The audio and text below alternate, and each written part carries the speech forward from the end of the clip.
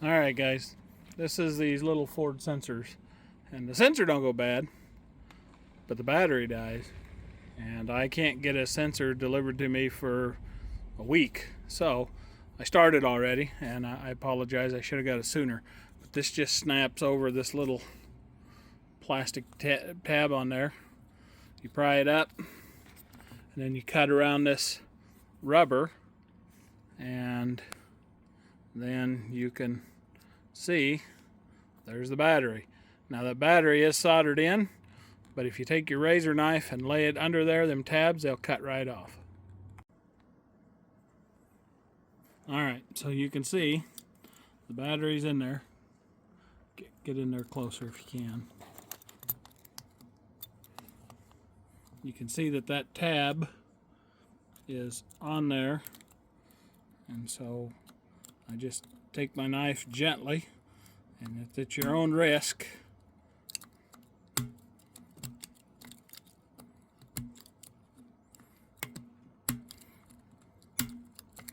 And that's off. Alright.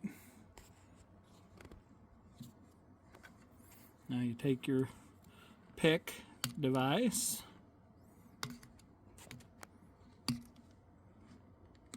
This is the hardest part, is getting this out of this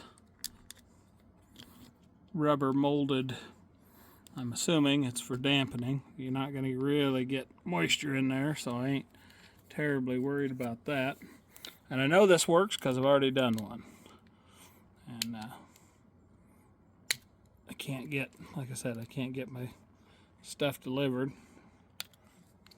Everybody can get the ones that go in your valve stem, but I was reading, and apparently you've got to have some sort of a conversion kit. Alright, so you pull that one out, and if you look in there real close,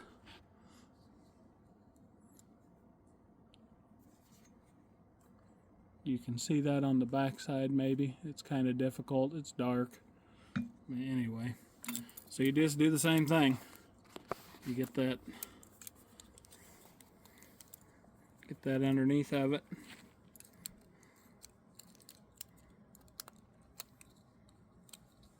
and start working it in or out, whatever the case may be, I guess.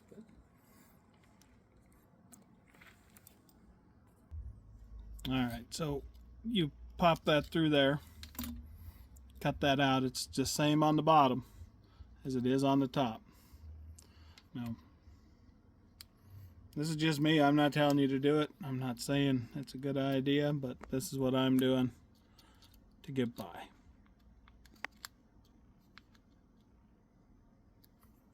Now we pull out our new battery. These are a Duracell CR2450. These are a 2450, I think H something, HR. I don't know what that means, but I couldn't get one, so I just went with the H, or just the 2450.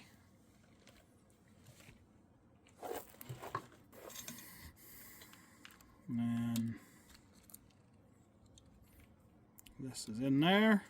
Put this in on it. This one here will be on it.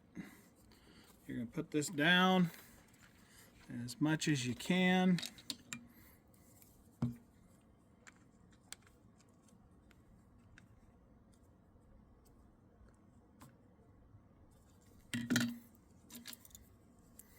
Alright, now, so ideally that would hold that on there, but I can't get it to go back over it. I ain't gonna heat it up and melt it, so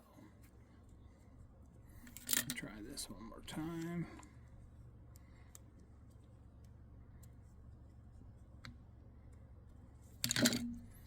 Alright, so now it'll go down over it, but it won't stay, and that's okay, because alright, now again, that didn't latch, and that's okay.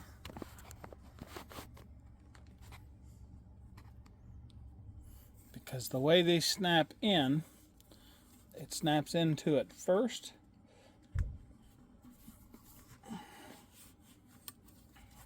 Then it snaps into that, and it really can't come out. And we go up here, and we get our little doodad. All right, and here's another little trick. Maybe you know it, maybe you don't, but obviously we've popped the valve core out to lose the air to break the tire. If you have one of these, I use a Type M. You will be able to push it on there and set the bead pretty much. Lift up on that side. Gotta lift up. There we go. Now get your stuff. Put the valve spin there. There, and I was messy with the camera. Sorry, but just thought I'd share that little tip. Okay, so we're going to put it into learn mode. So you hit the brakes one time, turn the key on, 1, 2, 3, leaving it in run, hit the brakes, turn the key off, on, 1, 2, 3, it honks, it's in learn mode. Alright, so then we take our little fancy tool and we'll go to the left front tire.